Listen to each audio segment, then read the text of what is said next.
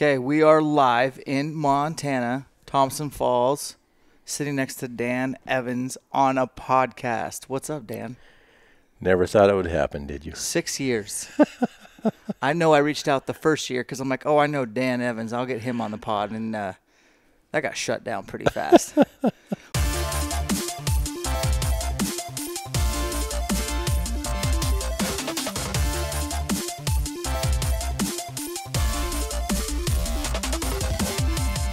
Yeah. We haven't, it's been a while. Haven't gotten together for a long time. You're doing great, man. You look healthy. Family is healthy. Everyone's growing up fast. Business is doing well. Nothing's really changed, man. You love elk hunting still. Nothing's really changed. Nope, just older. Yeah. Yep, some things change, I've noticed, when you get old. Yeah, no doubt. I think for me, getting you on today, everyone wants to hear about elk stories and stuff. And guys, we'll get you some maybe. But I want to get to know the real Dan Evans. So where were you born? Where were you raised? Well, I was born in Ontario, Oregon, but my dad was a pastor all the time, so I was a preacher's kid. So we moved quite a bit. So basically, even though I was born in Oregon, the first 4 years of my life we lived in Alaska. And I don't remember much of that, of course, since I was that age. But when I was 4, we moved back down and lived down near a little tiny town near Boise, Idaho, for a few years. And then I kind of consider my main growing up area as Salmon, Idaho. So that's where I know Jared Lyle from. Now it's starting to make sense. Jared and I went to grade school together in Salmon, and I lived there from the time I was 7 until I was 12. Knowing how obnoxious, and I mean that in a complimentary way, Jared Lyle is as an adult male right now, like I give him a hard time. I'm like, I can't believe you're a CEO, the way you behave. And he's going to listen to this. So, Jared, I love you, buddy. But how crazy was Jared growing up in grade school? Well, it's funny because my family, nobody hunted in my family. And Jared's family hunted and trapped and everything. So I loved to be around that. So every chance I got, I would hang out at their place. And I can remember one little quick story about Jared. Of course, he grew up with that. And so his dad liked to trap. And I remember being over there one time and his dad wanted him to flesh out some hides. I think it was coyotes or something. And I was all about that. Oh, let's do it. And Jared, he wasn't too excited at all because, of course, he had to do that all the time. That was a chore. But, yeah, no, we came from kind of totally different family lifestyles. But Jared and I hit it off from the time we were young then. And then we kept in touch off and on after I moved away from there all the way through until I called him one day when I was with Trophy Taker. After the first few years, I was at a point where I needed some help. And so I called him and I said, hey, would you like to come work with me? So he worked with me for 14 years and we've been great friends our whole life, basically. It's a great story when you can work with one of your best friends and come out of it being good friends at the end, too. Yeah, you're right. Salmon's beautiful. How long did you stay in Salmon? Did you graduate high school there and everything? No, I was only there till I was 12. And then we moved to Elgin, Oregon, and I lived there for a few years. And then moved up to Ione, Washington. You lived in Ione? Yeah. Holy smokes. So we lived there for a few years. So like I said, we moved around a lot. My dad was a pastor. Really? Yeah, till I was 6. And then I think he was tired of us being dirt floor poor, and he's like, I'm going to get a real job. So I do remember a little bit of PK, pastor kid days, but it's tough. Yeah, you do have congregations and all the ins and outs of that, and people think maybe your parents are more strict than other parents, and they probably are. But all in all, it was good. It was good. But you didn't grow up in a hunting family. Do you think some of that time around Jared's family, like, planted a seed? Well, it's interesting that I was always interested in it. I thought, coming from the background I did, you wouldn't think I would maybe get an interest, but I loved shooting bows from the time I was a little kid. My uncle gave me my first bow. It was just a recurve. I still have it upstairs, actually. And I can remember going out behind the house and hiking around the fields and stuff with that bow. And years later, I went back to salmon, and I stopped in at a little sporting goods store that I used to go to, and the lady working there still remembered me. She says, "Oh, you're the kid that always would ride his bike in here and buy one arrow." Every time I'd saved enough money for one arrow, I'd head to town and get one. Really? That's great. I think salmon is one of my favorite areas. Just it's beautiful. Ione, Washington is probably not one of my favorite areas, but it's beautiful. You're right there. What is that? What river runs through Ione there? Is that the Pend Oreille? Pend Oreille, yeah. Up high, yeah. Yeah, up high there, and it is still good country. I don't make it up there as much as I'd like to, but Washington's fine. Well, your family upbringing, nobody hunted. Nobody ate meat, I would assume, in your family either. Nope, my family was vegetarian growing up. So my dad had eaten meat in his younger years, but at some point, I think when he was late teens or early 20s, he quit eating meat. And my mom was a vegetarian from the time they met. So I grew up vegetarian. I didn't actually start eating meat until I was in high school. Really? Yeah. Did you have to sneak eating meat, or is it? Well, no, not really. I mean, I went to boarding school for high school, and so I was gone from home most of the time after my sophomore year. I actually took homeschool the first year because I was into training horses at that time. Oh, really? Yeah, so I actually got interested in horses to impress a girl that I liked, and she was really into horses, so I started getting into horses for that reason. But then Did that work, by the way? No. I ended up with the best girl for me, though, so that worked out. Yeah. So, but the horse thing kind of caught on to me for a while, and so I actually trained horses. That's how I earned money going through school. I did that for quite a few years, and actually trained horses full time for a couple years after college, even before I really kicked into anything else. That makes sense. Man, your story kind of reminds me of one of my best friends. His name's Josh, and he's Seventh Day. His wife's a vegan or vegetarian, and he basically is also, but if he kills animals, he's a hunter, he'll eat that, but no one else in the family will touch it. And then his boy is in boarding school right now, and he's I think a freshman, and it seems like maybe that's kind of a general parallel to you. Well, that's my dad was a Seventh-day Adventist pastor. Okay. And so that's what I've grown up in, and that's why I went to boarding school, went to one of our church schools. And so, yeah, and that's fairly common in our church. There's a lot of vegetarians, but there's a lot that aren't too. It's not a church doctrine that you don't eat meat, but it is very prevalent.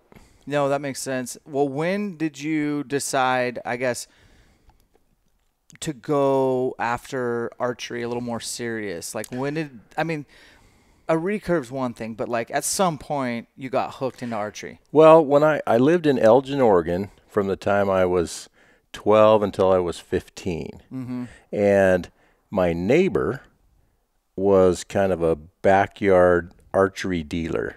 Back then, there was quite a few of those. And so he didn't have an archery shop, but he had some kind of a system set up. And he's the first one that ever took me bow hunting. So he had a son that was my age, and they loaned me my first compound, really. It was a Martin Warthog. I don't know if you ever remember seeing those bows, but it had a wood handle. And so I borrowed that from him for a while, I think probably a year, and then I bought my first one through them. After I saved up money, I bought a Martin Tiger. But anyway, that neighbor, his name was Dale Thamert, and he took me hunting for the first time. And I guess that's where my trophy hunting mentality started, because I distinctly remember our first encounter where he actually called in a bull to me. And how old are you at this point? That would have been, I would have just taken my hunter safety and stuff. So I think I was 13 probably. It may have been the last year when I was 14. So 13 or 14. And anyway, when he called, there was a spike and a raghorn 5-point. And the spike came right in to within 10 yards. But the whole time, all I could think about was that 5-point that was back there. And I just waited. Well, after it all blew up, I don't remember exactly how they spooked, but I remember him coming up to me and he goes, "What's the deal? You had that bull right there." And I'm like, "Yeah, but there was a 5-point back there." "Who cares?" he says. Yeah, dude, you deserved that. But that's why you hunt. And that's why I hunt. We all hunt for different ways and different things. And obviously, even right now, present, you and I, a bull you wouldn't even look twice at is definitely probably a bull I'm going to maybe go after. It's just a different deal, but it's still cool that we like hunting. Yeah. You know?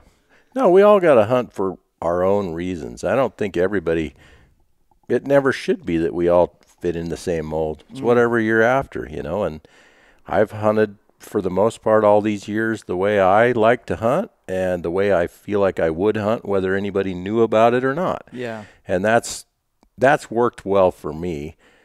But I mean, I know it's easy to get caught up in letting other reasons enter into your equation, but that's the way I think it should be. Hunt the way you want to hunt. Don't worry about what else or what anybody else thinks. Yeah. That's interesting. I do think we'll come back to that a little bit as far as the bravado and the ego in hunting, because your resume is pretty deep on killing big bulls. But if you hung around, Dan, I mean, you're the last one. You're a very humble guy, I guess is my point of that, which I really respect. Anyone who's ever coming up to me and showing me something uninitiated on their phone, I just remember when iPhones came out and ATA shows like, look at this. Look at this. Like, I don't know. I'm so, that is, I just have a bad taste in my mouth. But if there's someone like you where I got to, basically beg you to show me a picture and you're like, okay, that's the best. When they're like, you're just humble about it, you're modest, and there's not enough of that right now. I didn't really realize you were supposed to take hunting pictures to trade shows, but I did figure out that was expected by a lot of people, I guess. But I used my hunting for promotion of my products because obviously I got into that business. So I did take my hunting photos to trade shows. Usually they were on my graphics and stuff, Yeah. But yeah, I've never looked at it as a competition against other people. I think hunting it's a personal thing. I mean, I have seen a lot of people kind of make it into a competition, it seems like, but boy, it'll humble you in a hurry. Mm-hmm. I mean, if you get caught up in it, I've put a lot of pressure on myself sometimes just by setting my standards a certain place or realizing that my standards are unrealistic for where I'm hunting, and it can get disappointing in a hurry, So I don't know. For me, I try to keep the bottom line as enjoying the hunt for what I like out of it. And it doesn't have to be what somebody else likes out of it. The reason why I do think you're arguably one of the best elk hunters I know is because you've averaged 50 days in the field for 30 years straight.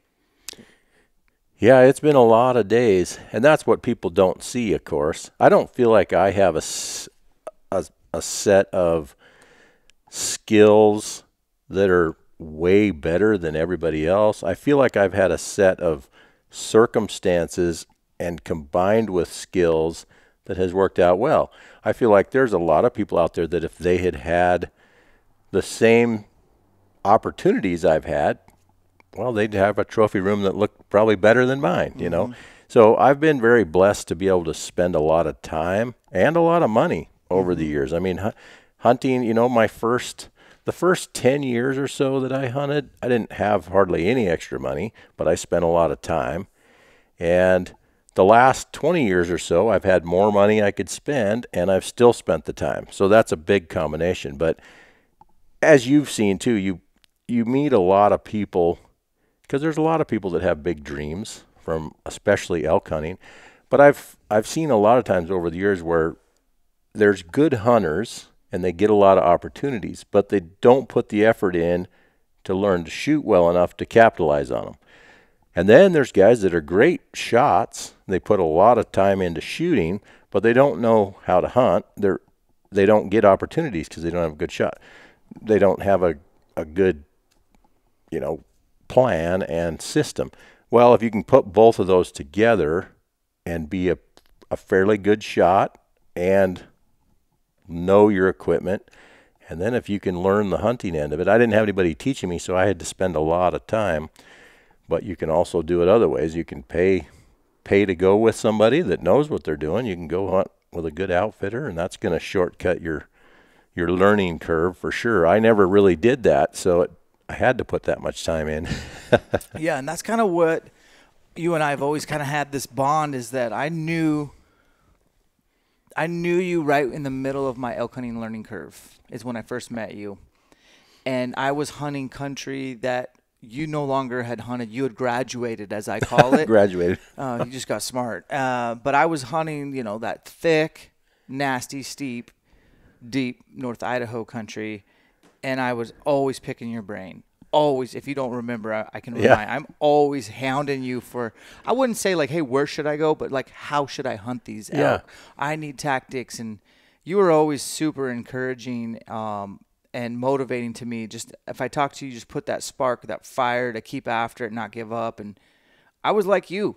I had a lot of time in the field. Like, didn't have a lot of money. It was expensive to buy an out-of-state tag, but I had the time. I mean, I would quit jobs for elk hunting. Oh, yeah. And that was the killer for me. But North Idaho was training grounds. And you've said the same thing earlier today. Like, that was your training grounds. Yeah. What is it about the place? Well, that was just where I was. That was the first place that I started finding elk, because of where I lived close by. So I remember the first time going on a little scouting trip back into northern Idaho, and a friend of mine and I were way back in on these roads. We were pretty much lost, and I spotted a great bull. I mean, one of the best bulls I had ever seen at that point. And I thought, man, I've got a hunt in here. Well, the next year I ended up getting an Idaho tag, and I had never killed a bull at that time.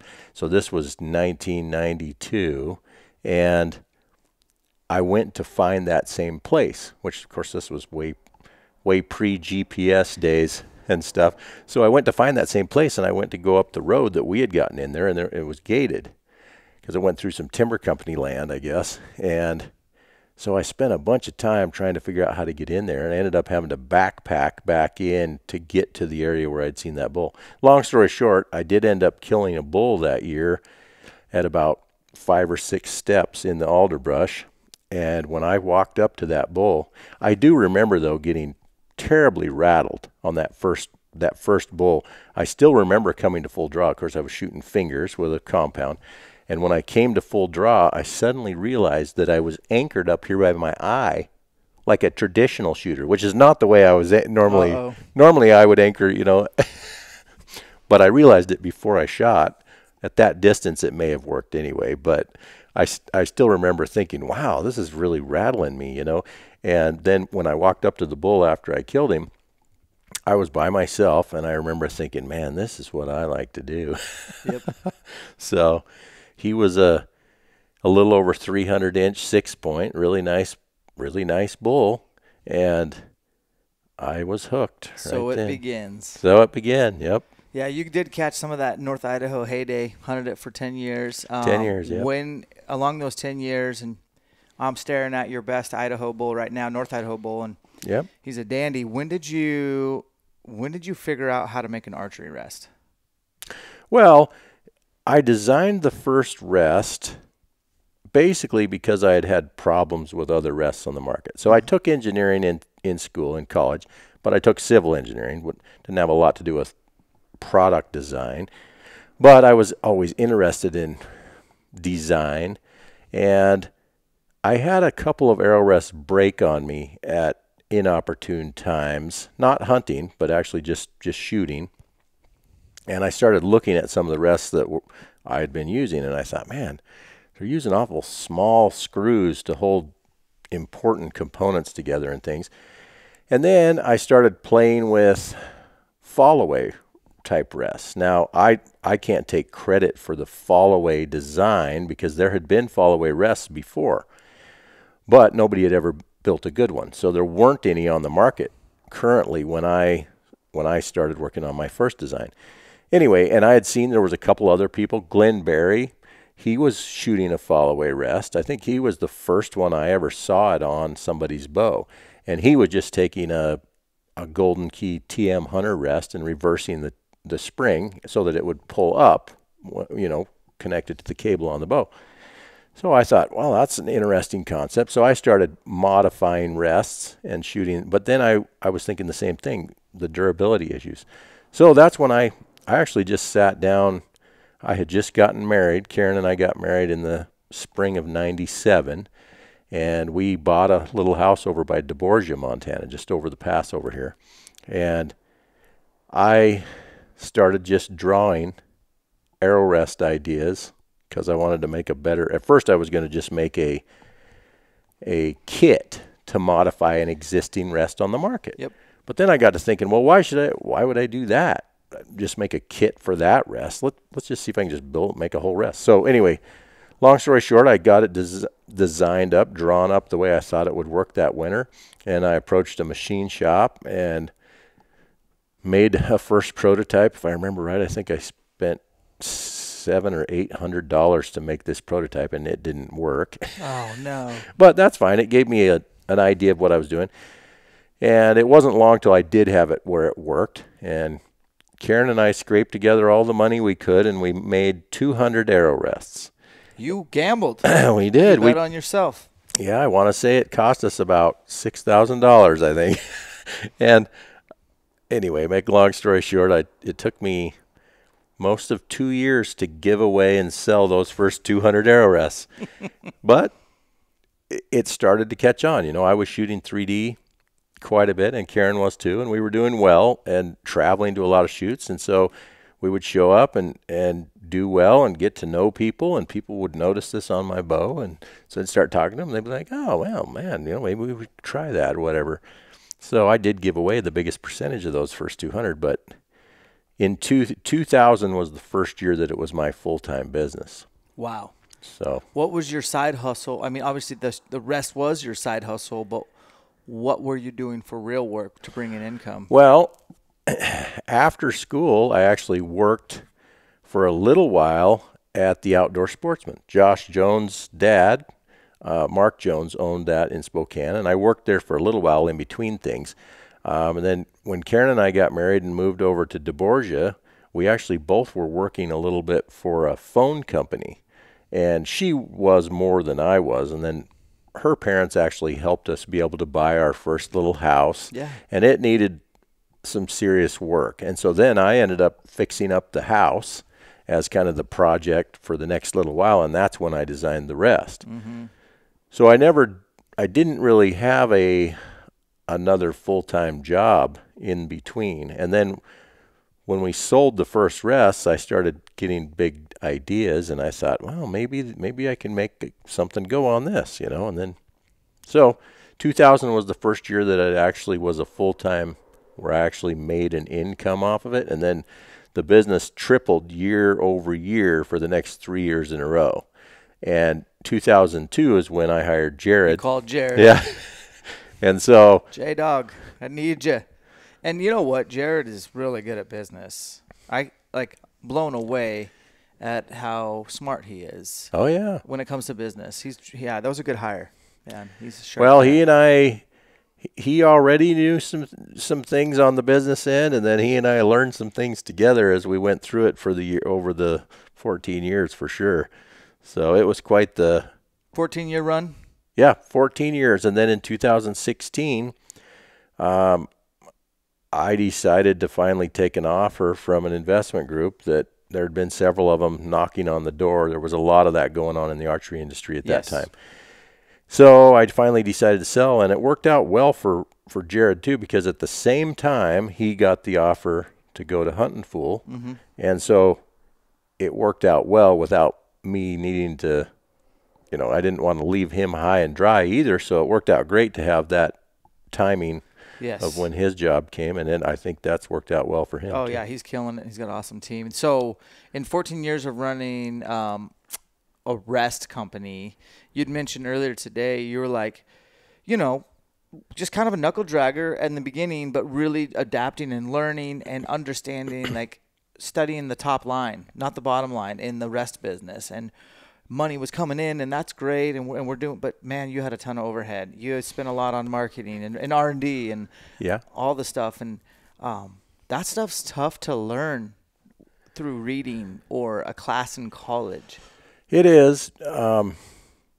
Jared had taken more business stuff in school, so he did know more about the business end of things than I did, and I was learning as I went.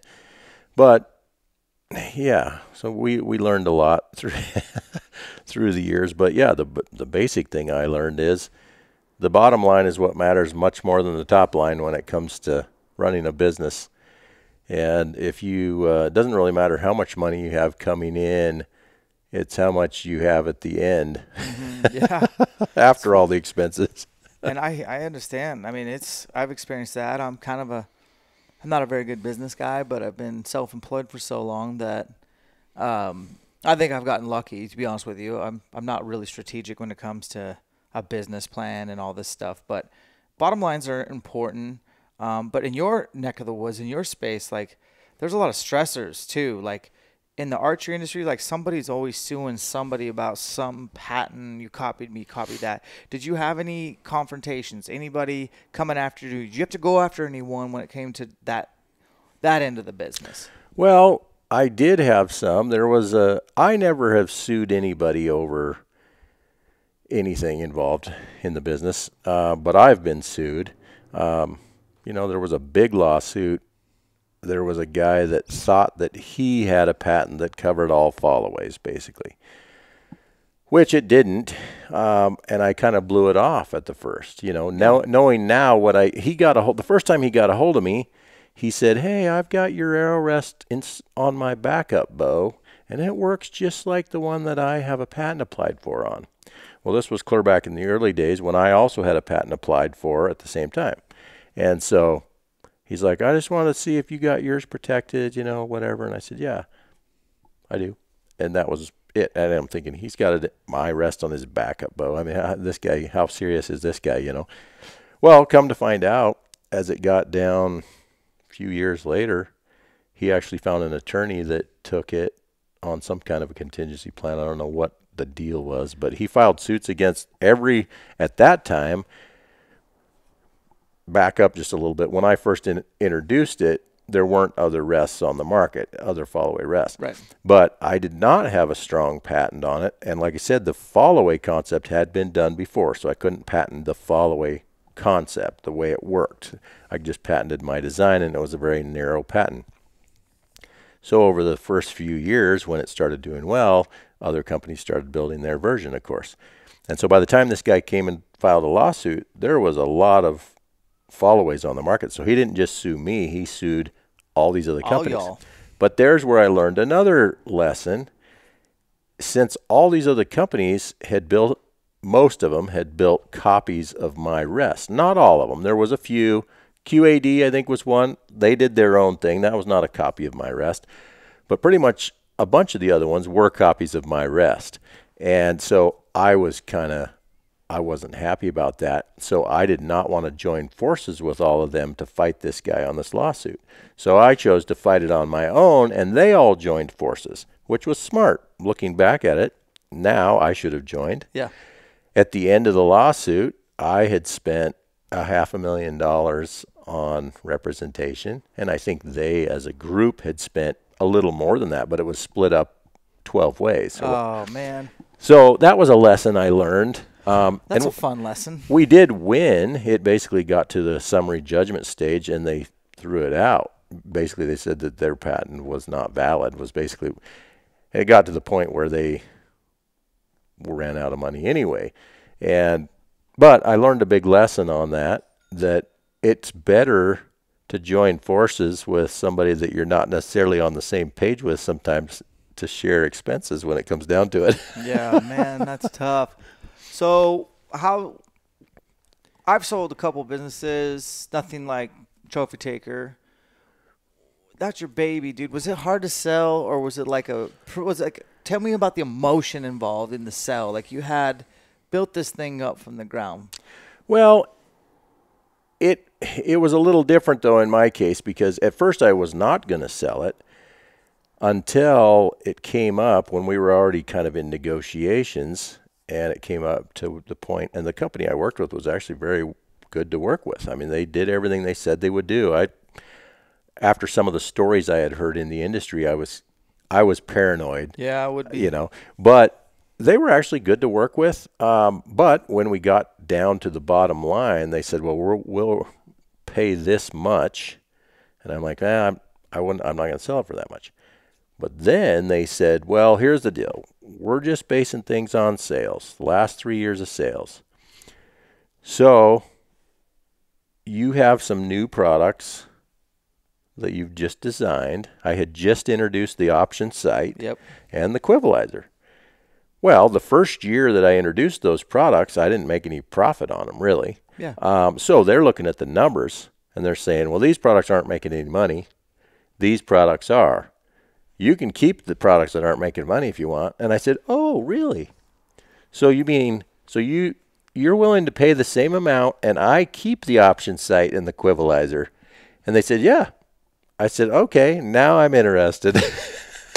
That's so, yeah, no one knows that. That's so cool to hear. So it wasn't quite like giving up my whole baby, as you say. You know, Yeah. I mean, the Trophy Taker brand was, of course, my brand. It still is. In my mind, it's you with the bull as the logo. But I kept the products I was most excited about at that time. So, you know, the Aero Rest I'd had for a long time, and there wasn't a lot setting it apart from what was out there otherwise. Yeah. Because, I mean, you look around at the rests, even a lot of them that are still around now, and what do they look like? Well, that's what they look like. And that's fine. I mean, I guess they say flattery is how do they say it? It's the best compliment or something. Anyway. Imitation. Oh, yeah, imitation. Yeah, okay. Well, anyway, so because I was keeping my new designs that I had patents pending on and that I was really excited about, and then since that time I actually had patents issued that are very strong patents on the option site. I've got a patent that covers removing pins from your view, basically. Yep. So, like, there's no other products on the market that work like that give you that option. And same thing on the Quivalizer. I've got a patent on basically combining a quiver with a stabilizer on the front of your bow like that. And so there's no other products like that on the market either. So that is where option archery started. So I didn't feel like it wasn't like I was jumping out of the whole market, you know. Yeah, and that's the truth. You weren't. You got to do the more exciting part. Well, yeah. I mean, I signed a non-compete when I sold, but the non-compete was only for arrow rests and broadheads, which didn't limit me. And it had a sunset, so you know, that's pretty exciting. And that thing expired recently. That's cool to hear. Let's talk about option archery. The Quivalizer, definitely, guys, check that out. Dan runs it, and we got a train in the house. But I would say that the Canyon Pounder is what I really wanted to kind of chat about a little bit, and then obviously finish with some elk tactics. You sent me this site a while ago, and then I knew it was going to be a candidate for me for elk hunting. I'd hunted with a 2-pin vertical last year. Loved the sight picture. Kind of went from a fast eddy to a black gold dual track, and I just really like that platform, but it does not bode well for elk hunting, where elk decide to step out when they decide to step out, and you could get busted ranging, adjusting, sliding, whatever, already be at full draw. They come in, but you don't get the shot, and they run out and stop at a certain distance that you ain't got a pen for. I think you know that. You've killed over 40 elk, over 25 bulls over 350 inches, all of them like public land self-guided. The dude is, like I said, you're one of the best elk hunters that I know. It's not going to work for me. So I knew I had to come back to my roots, 4 or 5 pen. And I talked to you, and you're like, dude, I think you really need to look at this Canyon Pounder. And I was like, what did you call it? And you're like, the Canyon Pounder. What a name. Mm-hmm. Well, I mean, Jared and I used to sit around and talk about ideas for product names and stuff. And, of course, we always – Jared, I'll turn my phone off. Oh, no. Keep it on. Or is that your phone? That's you. Or is that you? That's me. Okay. Let me silence it here. There we go. Anyway, we used to always get a kick out of throwing around ideas for names. And for some reason, I've always enjoyed names that can be taken wrong or can be had fun with, yeah, which is fine. But, I mean, the big thing with the Canyon Pounder, obviously, it's more of a term used in long-range rifle. Yeah. And this is probably a good place to say, because I get messages all the time and comments on posts and stuff of people that think that I'm promoting long-range hunting, which is not true. I'm promoting long-range practicing, and that's what I believe in. I believe in practicing at twice the range, or even more than twice the range of what you're going to hunt. 100%. Yeah. So the Canyon Pounder is for exactly how it sounds, for long bombs for practice. Yep. And there may be times where you need it for a follow-up shot in hunting too. But from a hunting point of view, that's where, personal ethics need to govern what you're going to take on shots. You need to not take shots that you're not 100% confident in. And there's a lot of variables that enter. So shooting at game at the ranges that we're practicing is not practical in pretty much any scenario. I've done 25-something ElkShape camps in the last 5 years, and I said this on my last podcast. I'm going to briefly just cover it because it applies to what you're saying. We have them tell us their effective range, like their maximum range that they're willing to shoot on an elk. And then when we first get to camp, we don't even know them. There's 30 to 50 of them. We're like, grab your bow, grab an arrow. I got it all printed out. I'm like, all right, Dan Evans, you said your maximum effective range was 75 yards. Step out to 75 and put one in the 10 ring. Yeah. And they got to do it in front of me, Joel, all the instructors, and 30 campers, and we make a half circle around them. I do it on purpose because I've bet 10% actually hit what they thought was their effective range. And it's a stressful situation, right? Your perception is that, everyone's watching. And, so I do think a lot of people need to understand that if you want to extend your effective range, truly, you have to practice. I love shooting. Honestly, Dan, I like shooting as far as I can actually shoot. I've shot a target at 300 yards on YouTube. But, 100-plus yard shots, 120-yard shots, I'm never going to take those on an animal. But that sure makes 60 seem like a chip shot, which is crazy, right? Yeah, no, that's exactly true. I mean, at any time we feel pressure, I always think, at least for myself, whenever I am feeling the pressure, really pressured, it cuts the effective distance in half at least. Shrinks it. Yeah, and I feel pressure just like anybody else does, I mean, even hunting, when I'm in hunting situations, it's probably a good thing I'm the only one there usually, because otherwise everybody would know that I was shaking too, But you have to learn to be able to control that, and that I know you guys work on in your camps and stuff, and with Joel Turner on the executing the shot. So I find when I'm nervous, whether it's shooting in front of somebody or whether it's hunting, I shake, a little bit. So, but I can still execute a clean shot, but I'm not going to be able to shoot as tight if I'm shaking. And then I've also noticed I tend to do that a little more as I've gotten older too. I think there's a reason why they set the 50-year cutoff for the senior class. Yeah. Well, I do think the Canyon Pounder, I'm going to give it a go. I have it on a bow that I can consider elk hunting, and it just makes a lot of sense. And if you guys listening to this podcast, we are making the dopest YouTube video. Clem over here is going to edit it, and it's this day in a life with Dan, and we have him break down every little thing on this site that he designed here in Montana. So be sure I'll leave a link in this to check out that video and see for yourself. It's pretty cool. But speaking of shaking, you said you had about a target panic Yeah. And you were used to use handhelds, and now you've moved on. You still could use a handheld, but like you're like, I don't compete anymore. I'm going to use the release aid that I use hunting year round. But take us through how you not conquered, that's not the right word, how you mitigated that target panic. What year did it sneak up on you, man? Yeah, well, I started shooting 3D in the mid-90s,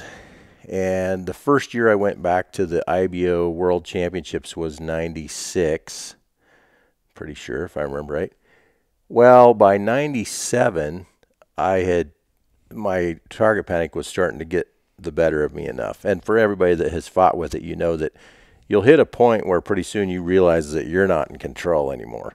And so it got to the point where I couldn't even get my finger on the trigger. So my finger would either be behind the trigger, or I would try to work myself through it. So I would lay my finger on the trigger, have my wife standing there hollering at me in my face, trying to get things like I see Joel Turner doing. Really?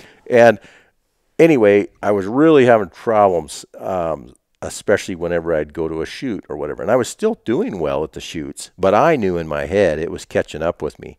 And I was getting to the point where I was shooting when it wasn't before the pin. I was past shooting, basically. So I'd have the pin going past and then punch it as it was going past what I wanted to hit. And I actually shot pretty well doing it for quite a while, but I knew it was catching me.